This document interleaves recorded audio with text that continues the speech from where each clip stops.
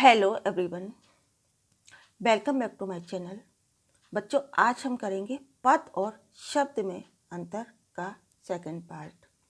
अपने पिछले वीडियो में हमने शब्द क्या होते हैं, कैसे बनते हैं, कैसे उनकी उत्पत्ति होती है या फिर उनका विकास होता है, ये हमने अपने पिछले वीडियो में डिस्कस किया था। यदि आपने नहीं देखा हो तो ज़रूर देख लें। आज हम करेंगे पद। तो आइए देखते हैं पद किसे कहते हैं। जब कोई शब्द व्याकरण के नियमों जैसे प्रत्यय, उपसर्ग, वचन, लिंग, कारक, पुरुष आदि में बंधकर किसी वाक्य में प्रयुक्त होता है, प्रयुक्त इट मीन्स प्रयोग,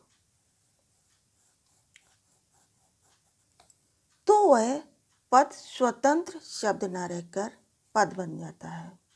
ठीक है, जैसे बंदर कूदता है। ठीक है, ये एक वाक्य है, आप सभी जानते हैं। नेक्स्ट, शेर दहाड़ रहा है और राहुल लिखता है। ये तीनों ही सेंटेंस हैं। लेकिन यदि हम कहें कि इसमें बंदर शब्द है या पद, तो बच्चों ये बंदर पद है। क्यों? क्योंकि ये एक वाक्य है और बंदर शब्द का प्रयोग वाक्य में किया गया है, इसलिए ये शब्द नहीं पद कहलाएगा। ठीक। नेक्स्ट, शेर दहाड़ रहा है, तो बच्चों शेर भी पद कहलाएगा। नेक्स्ट, राहुल लिखता है, तो बच्चों ये तीनों ही सेंटेंस हैं। और हमने पूछा है इसमें शेर क्या है, राहुल क्या है, शब्द या पद, तो बच्चों ये सभी पद हैं। क्यों? क्योंकि इनका प्रयोग व्याकरण के नियमों के अनुसार हुआ है, यानी कि वाक्य में प्रयोग हुआ है। इन्हीं शब्दों को यदि हम अलग लिख देते हैं इस तरह से, बंदर, शेर और राहुल, तब हम इन्हें शब्द कहेंगे। क्लियर? अब हम देखेंगे पद के प्रकार। तो पद के प्रकार निम्नलिखित हैं, जैसे संज्ञा, सर्वनाम, क्रिया, विशेषण और अव्यय। ये हम सभी जानते हैं कि संज्ञा किसे कहते हैं और इसके कितने भेद होते हैं। ठीक। नेक्स्ट, सर्वनाम किसे कहते हैं और इसके कितने भेद होते हैं, ये भी आप सभी जानते हैं। नेक्स्ट आता है क्रिया।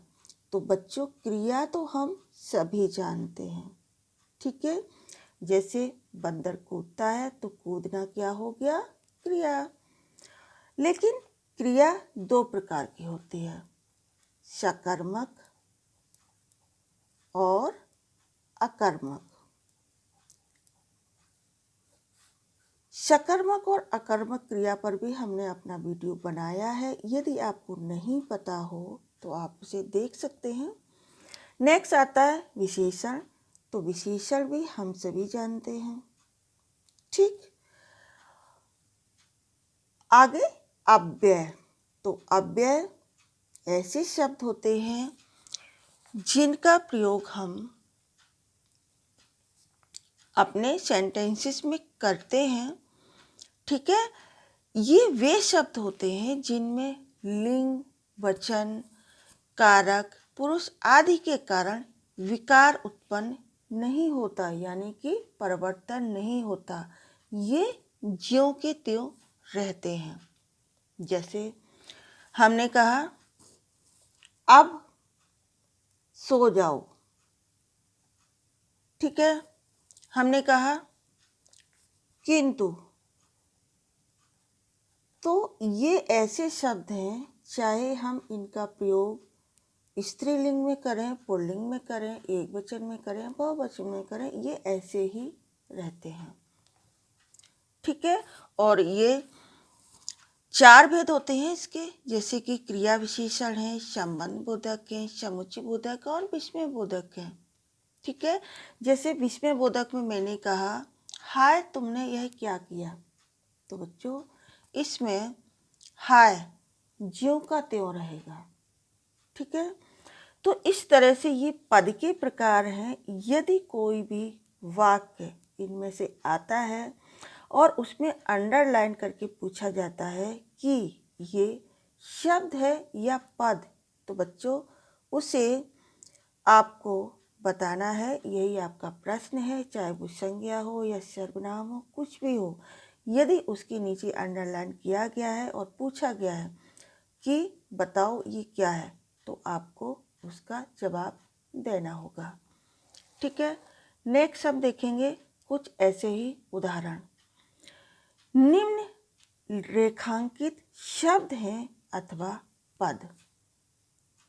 ठीक है, तो सेम इसी तरह से प्रश्न आता है आपकी परीक्षा में। रमेश आज पढ़ने जाएगा, यानी रमेश आज स्कूल जाएगा या कोचिंग जाएगा, रमेश आज पढ़ने जाएगा। अब इसमें यहाँ रमेश एक संज्ञा शब्द है। पूछा गया है कि रेखांकित यानी जहाँ अंडरलाइन किया है वो शब्द है या पद है, तो बच्चों बताइए अब आप क्या है ये। रमेश एक पद है। क्यों? क्योंकि इसका प्रयोग हमने वाक्य में किया है। नेक्स्ट, आज अच्छा दिन है, तो इसमें दिन को अंडरलाइन किया गया है, तो बच्चों दिन शब्द है या पद? दिन भी एक पद है। क्यों? इसका प्रयोग वाक्य में किया गया है। नेक्स्ट आता है छात्रों को अवकाश अच्छा लगता है। अवकाश मीन्स छुट्टियाँ, तो बच्चों को छुट्टियाँ बहुत पसंद है ना। छात्रों को अवकाश अच्छा लगता है, तो छात्रों पूछा गया है, तो बच्चों छात्रों भी हमारा पद है। क्लियर?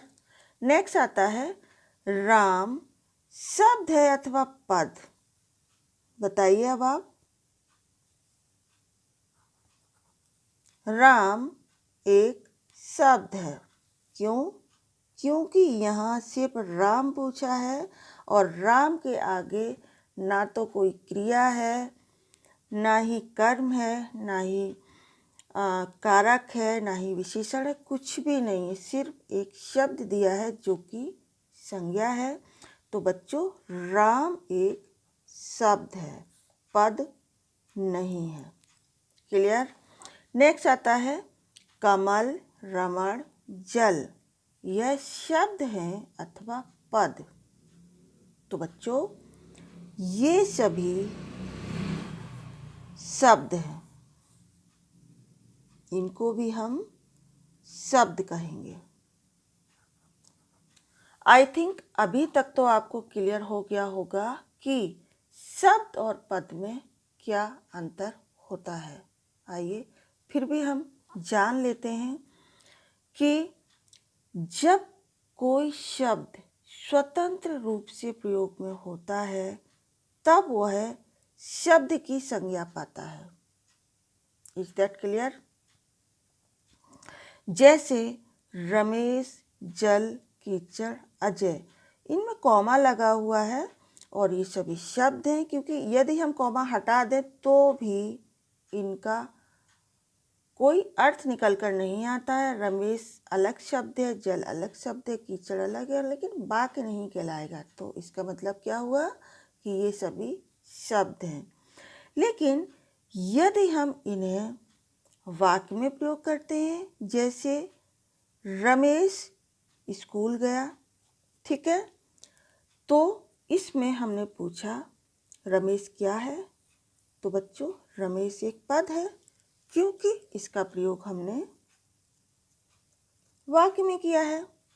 ठीक है, उसी तरह से जल का हम वाक्य बनाते हैं। जल शीतल है। अब हमने जल का वाक्य तो बनाया, लेकिन हमने पूछा कि इसमें शीतल शब्द है या पद। तो बच्चों, शीतल एक विशेषण है और ये पद है, क्योंकि इसका प्रयोग हमने वाक्य में किया है। उसी तरह से हम कीचड़ का बनाते हैं। कमल कीचड़ में खिलता है। ठीक, तो यहाँ हमने पूछा कि कमल शब्द है अथवा पद। तो बच्चों, कमल एक पद है, क्योंकि इसका प्रयोग हमने वाक्य में किया है।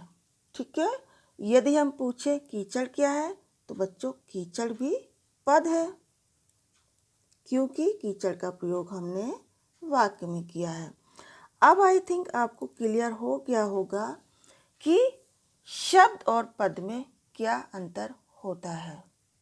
ठीक है, मिलते हैं अपने नेक्स्ट वीडियो में नेक्स्ट टॉपिक के साथ, जो कि आपका पद और शब्द से ही संबंधित है। बच्चों, ये टॉपिक अक्सर बच्चों को कंफ्यूज करता है, क्योंकि हम सभी शुरू से शब्दों को तो पहचानते हैं, बोलते हैं, लेकिन पद पहली बार हमारे कोर्स में आए हैं, जिन्हें हम पढ़ रहे हैं। तो जाहिर सी बात है, यदि हम इस टॉपिक को अच्छे से नहीं समझेंगे तो हमें ये टॉपिक नहीं आएगा। ठीक, तो आशा करती हूँ कि आपको आज का ये वीडियो पसंद आया होगा, समझ में आया होगा, और यदि फिर भी कोई कमी रह जाती है, कोई आपको डाउट होते हैं, तो प्लीज़ आप कमेंट्स के द्वारा हमसे पूछ सकते हैं।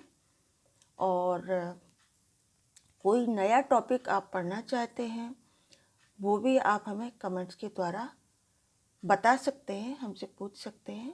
Thanks for watching this video. बहुत बहुत शुक्रिया आप सभी का हमसे जुड़ने के लिए।